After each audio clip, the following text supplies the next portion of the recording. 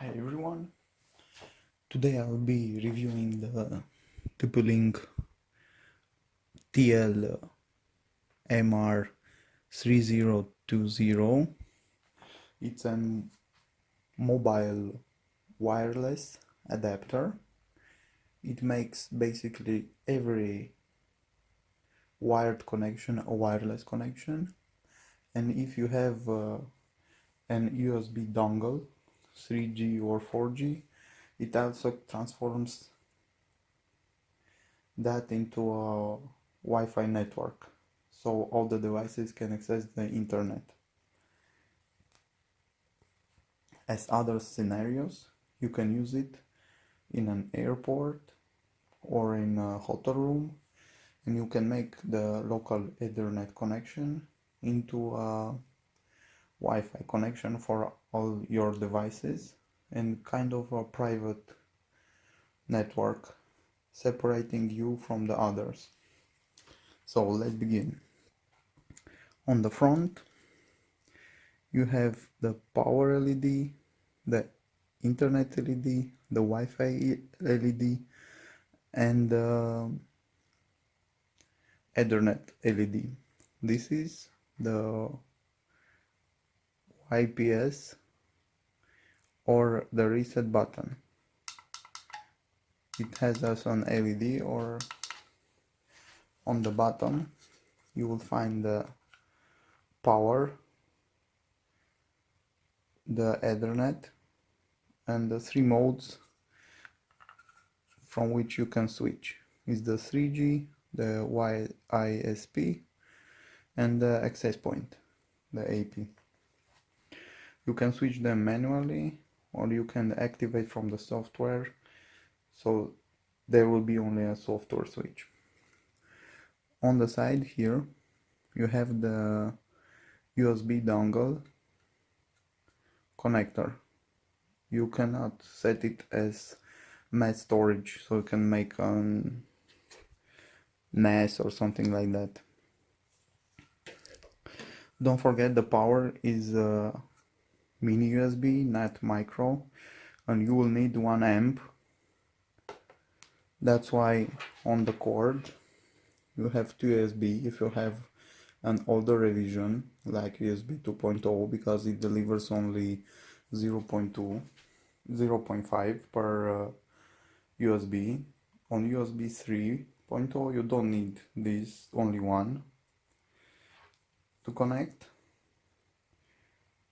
And my Lenovo Legion Y720 has USB 3.0, and I don't need them both. So let's resume. I will be using my Lenovo to test the connection and show you off the goodies on the side. I have my USB on the side. As you can see, the power button is, the power LED is on. I will connect on the side the dongle. I'm in Romania and have internet from DG. It supports 4G also, but I don't think this USB dongle has only 3G. From what I see, 21.6 is the 3G speed. As you can see, the Wi-Fi is already on and the internet is on, and blue LED notices that the dongle is active. Okay, so not yet, because the red LED means that it's not. Okay, you can also set as a fail feature if you are connecting to Ethernet and you are your internet connection is failed, it would automatically will jump up to your 3G connection. I've actually used this dongle for around 2 years at my mother's cabinet. It is a router for has two desktops. They both use local Ethernet connection, and I made it a wireless connection with this dongle. And as a fail measure, it uses the 3G in case something bad happens to the local connection. So I have switched to the desktop recording. This is what we find. It's actually connected to the one because I inserted the Ethernet port. The most important thing is this home network and internet access. You can select wide area only, 1 or 3G only, and the mix of these two. You can use your Ethernet as primary and 3G as backup, or 3G as primary and your Ethernet as backup, whichever you desire. So I'm connecting to the TP-Link it has on 31 powers, the connection link, and now I'll change the server. I will do the DG from radio.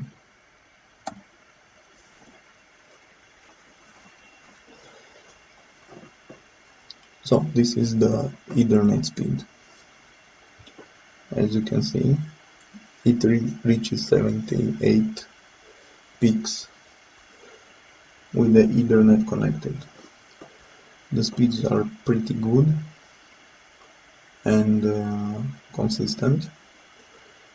The upload speeds reaches the maximum, from what I see, reaches 100, which is the peak connection of the Ethernet cable connected.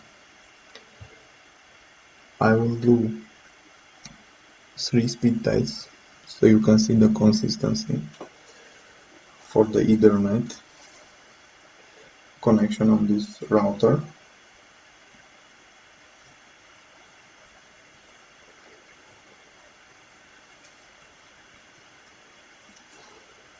Okay,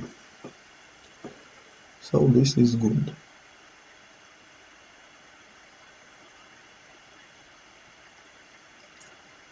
Next, I will be connecting to the Wi-Fi network on my router from which I am getting the Ethernet connection.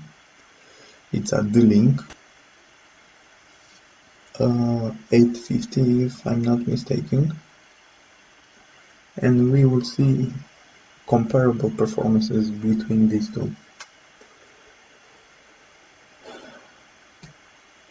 As the distance, these two routers are pretty comparable because it's one against another. To be honest, TP-Link is the best routers I've ever had. I have another TP-Link in the other room. It's a 7-year-old router. It's this router. It performs amazingly, and this too is my D-Link AC 1300 850. So let's test this one.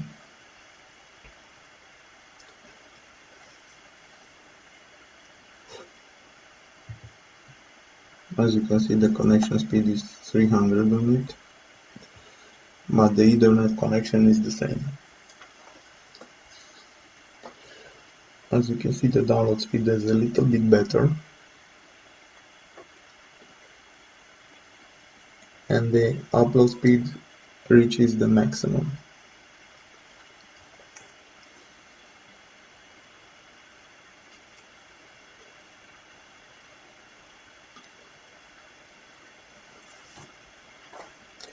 I will do another test for the consistency.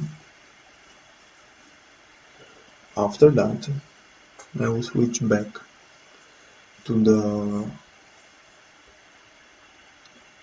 mobile router to show you what happens when you remove the Ethernet cable.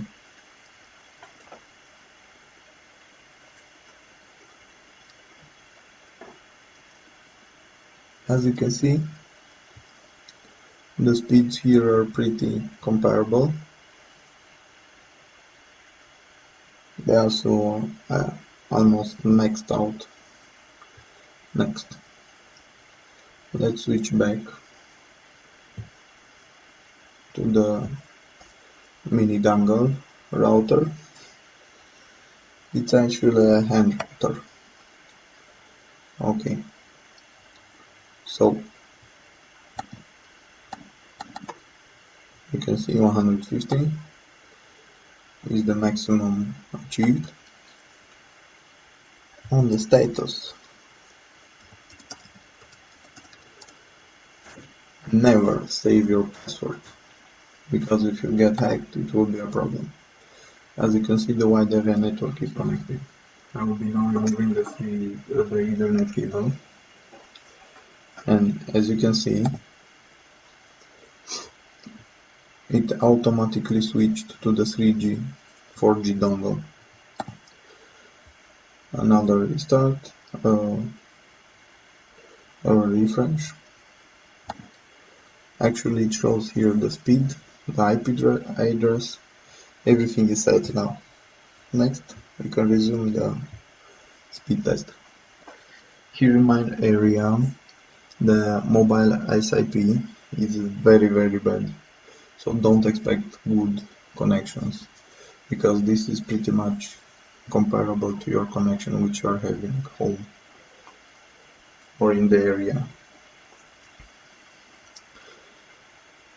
So everything is good,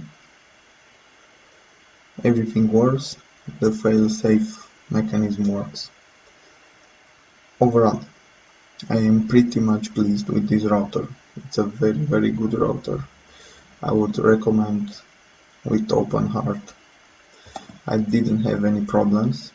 It's basically plug and play. You don't have to make many adjustments. From my point of view, it's a perfect router.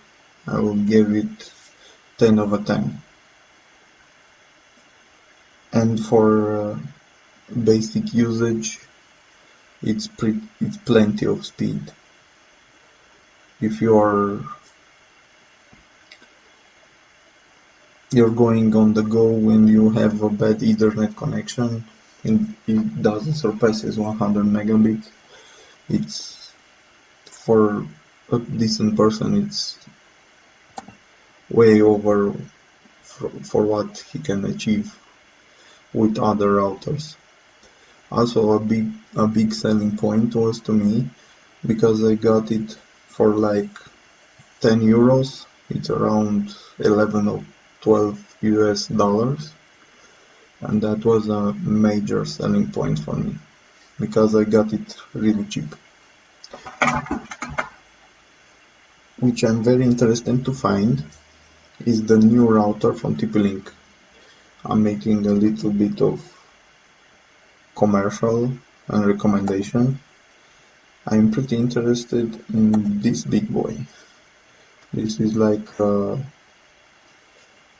from a time frame, it's the little brother, but with big muscles, because it's an AC750.